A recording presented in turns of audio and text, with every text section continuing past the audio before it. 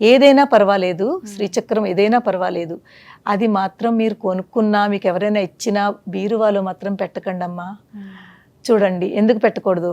ఇప్పుడు మన అమ్మ మన ఇంటికి మన అమ్మ వచ్చారు, మన అమ్మని ఒక రూములో బంద్ చేసేసి కూర్చొని అక్కడే ఉండి నువ్వు బయటకు రావద్దంటావు మనం. అలా ఉంచినట్టే కదమ్మా. మన అమ్మని మనం రూములో పెట్టేసి నువ్వు అక్కడే ఉండు నువ్వు రావద్దని ఎలా అంటాము.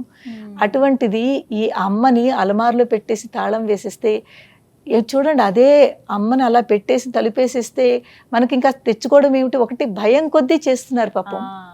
వాళ్ళు కావాలని చేయట్లేదు, అందరూ ఏదో భయపెడతారు కదా, అక్కడ పెట్టి పూజ చేస్తే నీకు ఏదో అవుతుంది అన్న భయంతో ఆ శ్రీచక్రం ఇచ్చారు కదా పడేయలేము, వాళ్ళు పట్టుకెళ్ళి అలమారులో పెడుతున్నారు. కానీ మీరు అలమారులోంచి ఎవరెవరే పెట్టుకున్నారో అలా తీసి పట్టుకొచ్చి మన పూజా మందిరంలో పెట్టుకోండి. భయపడద్దు, అస్సలు భయపడద్దు. అమ్మవారు ఎలా అయినా సరే నా బిడ్డలని ఆవిడ ఎంత సంతోషిస్తుందో, కానీ మనకి పనిష్మెంట్ ఇవ్వడము అది ఉండదు. పెద్ద శ్రీచక్రాలు ఉంటాయి కదమ్మా, మేము మాలాంటి ఉపాసకులు ఉంటాం కదా, శ్రీ విద్యా ఉపాసకులమే మేము. ఆ పెద్ద శ్రీచక్రాలకి మేము ప్రాపర్గా ఒక పూజా విధానం ఉంటుంది, నవావరణ పూజ అని అమ్మవారి యొక్క పూర్తి విధానం ఉంటుంది. మేము అది తెచ్చుకుని పెట్టుకుని మేము ప్రతి శ్రీచక్రంలోనూ ఎన్ని ఎనర్జీ సెంటర్స్ ఉంటాయో దాని ఎనర్జీ సెంటర్ అంటాము. ప్రతి కోణాలకి ఎనర్జీ సెంటర్స్ ఉంటాయి. మేము ఆ మంత్రం చదువుతూ ఆ కోణాలకి ఆ ఎనర్జీ సెంటర్స్కి పూజ చేస్తాము. శక్తులు ప్రతి ఎనర్జీ సెంటర్లో ఒక్కొక్క శక్తి ఉంది. ఎప్పుడైతే ఆ శక్తులకు పూజ చేస్తామో ఆ శక్తులన్నీ మనకు కూడా వస్తాయి. ఆ శ్రీచక్రంలో సిద్ధి దేవతలు ఉన్నారు, మా ముద్రా దేవతలు ఉన్నారు, ఆకర్షణ దేవతలు ఉన్నారు, ఇంతమంది బోడు దేవతలు ఉన్నారు. ఎప్పుడైతే మనం ఆ దేవతలు అణిమా సిద్ధే, లగిమా సిద్ధే, మహిమా సిద్ధే, ఈశిత్వ సిద్ధే, వశిత్వ సిద్ధే, ప్రాకామ్య సిద్ధే, భుక్తి సిద్ధే, ఇచ్ఛా సిద్ధే, ప్రాప్తి సిద్ధే, సర్వకామ సిద్ధే. సర్వకామ అంటే కామం అంటే కోరికలు, మనకి అన్ని కోరికలు తీర్చాలి అని ఆ అమ్మవారిని ఎప్పుడైతే ఆ నామం చదివి ఒక పువ్వు అక్షంతలో పెడతామో తప్పకుండా మనకు ఆ సిద్ధి కనిపిస్తుంది. అలాగే ఆకర్షణ దేవతలు కామాకర్షణి, బుద్ధ్యాకర్షణి, అహంకారాకర్షణి, ఇవన్నీ ఆకర్షణ దేవతలు. ఎప్పుడైతే వాళ్ళ పేర్లు చదువుతామో అక్కడ మనకి అమ్మవారు ఆకర్షణ అంటే అట్రాక్షన్, మనలో కూడా ఆకర్షణ కలుగుతుంది. నలుగురు మనతో కనెక్ట్ అవుతూ ఉంటారు. ఇవన్నీ ఏనమ్మా. ఎప్పుడైతే ఈ శ్రీచక్రం అంతా కూడా అమ్మా మనకి చూడండి, ఇదిగో నేను మీకు ఇస్తున్నాను, ఇందులోను మీకోసమేనమ్మా. ఇందులో ఖడ్గమాల ఉందమ్మా.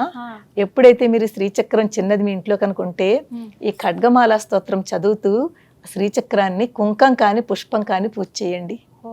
పూజా మందిరంలోనే పెట్టుకోవచ్చు అన్నారు. పూజా మందిరంలో చిన్నది పూజా మందిరంలో పెట్టుకుని కుంకం పసుపు కుంకం కానీ ఉత్త పుష్పం కానీ ఒక్క పుష్పం పెట్టి ఖడ్గమాల చదువుకోండి. రోజు చేసి చిన్నదమ్మా ఖడ్గమాల, మీకు 3 minutes లో అయిపోతుంది. చాలా చిన్నది. రోజు ఇలా చేయొచ్చమ్మా? ఇలా చేయొచ్చును. లేదంటే ఒక పుష్పం పెట్టి ఖడ్గమాల చదువుకో. దీనికి ఎక్కువ నియమాలు లేవమ్మా. మనకి పంచోపచారం అంటాం కదా, గుర్తుంది. గంధం సమర్పయామి, పుష్పం సమర్పయామి, దీపం సమర్పయామి, ధూపం సమర్పయామి, నైవేద్యం సమర్పయామి. అవును, గంధం ఏమిటి? పరిమళాలు. పరిమళాలు అనమాట. మనం అమ్మవారికి చక్కగా పరిమళమైన గంధాన్ని ఇస్తున్నాము. అలాగే పుష్పం అంటే విచ్చుకుంటుంది కదా, పుష్పంకున్నంత విచ్చుకునే అంటే మన మనసులు కూడా అంత చక్కగా విచ్చుకునేటట్టు అమ్మవారు మనం ఉంచుతుంది అని పుష్పం పెడుతున్నాము. అలాగే దీపం ఏమిటమ్మా? ప్రకాశము, కాంతి, అంధకారాన్ని, చీకటిని తొలగిస్తుంది. ఆ ఎప్పుడైతే ఆ ప్రకాశం మన ఇంట్లో వెలుగుతోందో ఆ దీపం పెడతామో మన ఇల్లు మనమందరం కూడా మనలో ఉన్న అజ్ఞానాన్ని తీసేసుకుని మనం జ్ఞానాన్ని ప్రసాదించమని అమ్మవారిని కోరుతున్నాము. ధూపం ఏంటి? పొగొస్తుంది కదా, మనలో బోల్డంత బ్లాకేజెస్ నెగిటివిటీతో మనం ఎంతో నింపేసుకున్నాము. ఎప్పుడైతే అమ్మవారికి ధూపం సమర్పయామి మనకంత క్లారిటీ వస్తుంది. అలాగే నైవేద్యం కూడా పర్టికులర్ గా ఇదే ఉండాలి, అదే పెట్టాలి. రోజు కుదరదని అంటారు చాలా మంది. రోజు ఏం పెట్టాలో, రోజు పరమాన్నాలు పాయసాలు కుదరదు కదండి అంటూ ఉంటారు. ఏమీ అక్కర్లేదమ్మా. డ్రై ఫ్రూట్స్ ఉంటాయి ఎప్పుడప్పుడు ఇంట్లో. కనీసం ఒక పాలు, పంచదార, బెల్లం ఉంటుంది కదా, ఏమి ఉండకపోయినా పాలు అందరిళ్లలో ఉంటుంది. పాలతో బట్టుగా ఇంత బెల్లం ముక్క వేయండి, అదే నైవేద్యం పెట్టండి. అందరి దేవుళ్ళు ఉన్నట్టుగానే వేరే ఏం అక్కర్లేదు. అందరి దేవుళ్ళకి మనం ఏదైతే నైవేద్యం చూపిస్తున్నామో ఈ అమ్మవారికి కూడా అదే. దానికి నియమాలు ఏమీ లేదు. నియమం ఒకటే పెట్టుకోవాలి, మన మనసు భక్తితోటి, ఎంత భక్తితో చేస్తున్నామా అన్నదే ముఖ్యం. నువ్వు ఎన్ని నైవేద్యాలు ఎన్ని పెడుతున్నావా అన్నది అమ్మవారు చూడదు, నీలో ఉన్న భక్తిని చూస్తుంది.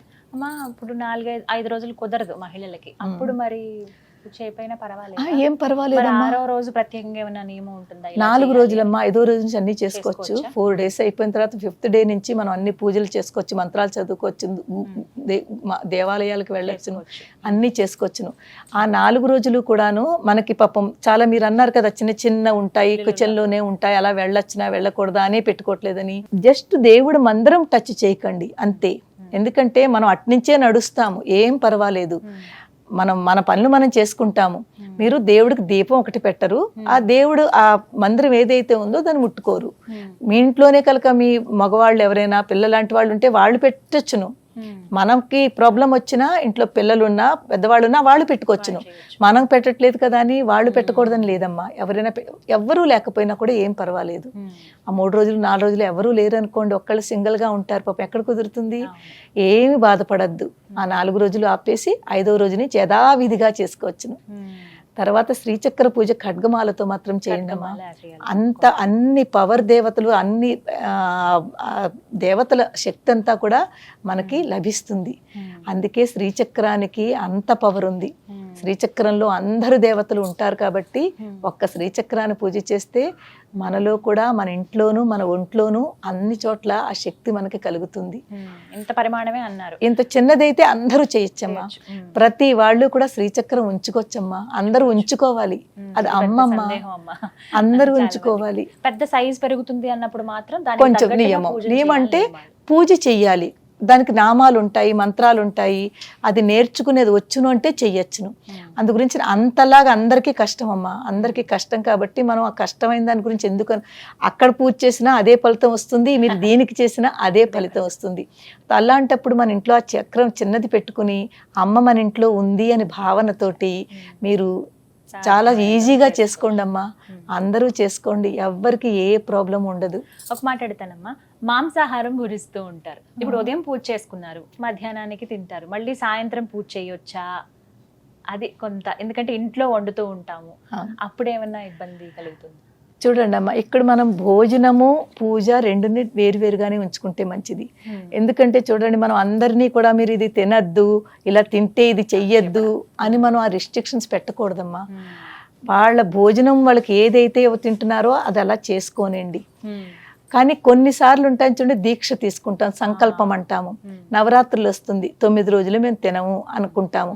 ఎప్పుడైతే సంకల్పము దీక్ష తీసుకుంటారో ఆ టైంలో తీసుకోకండి. అలాగే ఉత్తప్పుడు కొన్ని మంచి రోజులు వస్తూ ఉంటాయి, శుక్రవారం పౌర్ణమని, ఇలాంటప్పుడు అమ్మా ఇవాళ నేను పూజ చేసుకుంటాను, నేను చక్కగా సాత్వికంగా ఉంటాను అని అనుకుంటారు చాలా మంది. ఆ రోజుని చేయకండి. మిగిలిన రోజుల్లో అయ్యో నేను ఇవాళ తిన్నాను కదా నేను పూజ చెయ్యను అని అనుకోవడం తప్పమ్మా. మీ భోజనం మీదే పూజ భక్తితో చేస్తాము, మనసారా చేస్తాము. అందు గురించి ఈ మనస్సు ఎక్కడైతే అమ్మతో కనెక్ట్ అవుతుందో మిగిలినవన్నీ కూడా మనం పట్టించుకోకూడదు. నిజమే, కరెక్టే. అది తెలియాలి అందరికి. సందేహం, ఇంట్లోనేమో వండమంటారు, వాళ్ళు తినాలి కదా, తప్పదా, అవును దోషమా అని అనుకుంటూ ఉంటారు. కానీ చాలా మంది చాలా సందేశం ఇదే, ఈ నాన్ వెజ్ తింటే మేము చెయ్యొచ్చునా చెయ్యకూడదా అని. అందు గురించి దాన్ని మీరు ఇందులో మిక్స్ చేయకండి. ఇది దేవుడిది, మీరు మీ భక్తితో చేసుకోండి. మీ భోజనం మీది, వ్యవహారం మీరు రోజు ఎలా ఉంటున్నారో అలాగా మీరు ఉండండి. రోజు ఒక్కసారి మాత్రమే దీపం పెట్టుకోవాలమ్మా, 2 పూటలు పెట్టాలా? సాయంత్రం పూట మనము రాక్షస తత్వాలు తిరుగుతూ ఉంటాయంటారు, పితృదేవతలది. సాయంత్రం దీపం పెడితే చాలా మంచిది. సంధ్యా టైంలో అంటే 6-6:30 ఆ టైంలో, సాయంకాల సంధ్యా సమయం అంటాం. అందుకే మార్నింగ్ అసలు దీపం అనేది ఎందుకు పెడుతున్నామో అర్థం చేసుకుంటే మనకి డౌట్ రాదు. దీపం ఎందుకు పెడుతున్నామమ్మా? చీకటిని తొలగిస్తోంది. ఆ చీకటిని, బయట చీకటి, మనలో కూడా ఎంత చీకటి ఉందోనమ్మా, ఎంత అంధకారం ఉందో ఇక్కడే ఉంది. ఈ అంధకారం, ఈ నెగిటివిటీని తొలగించుకోవాలి అంటే మనలో ఏం కావాలి? వెలుగు రావాలి, జ్ఞానం రావాలి. ఈ అజ్ఞానం పోయి జ్ఞానం రావాలి.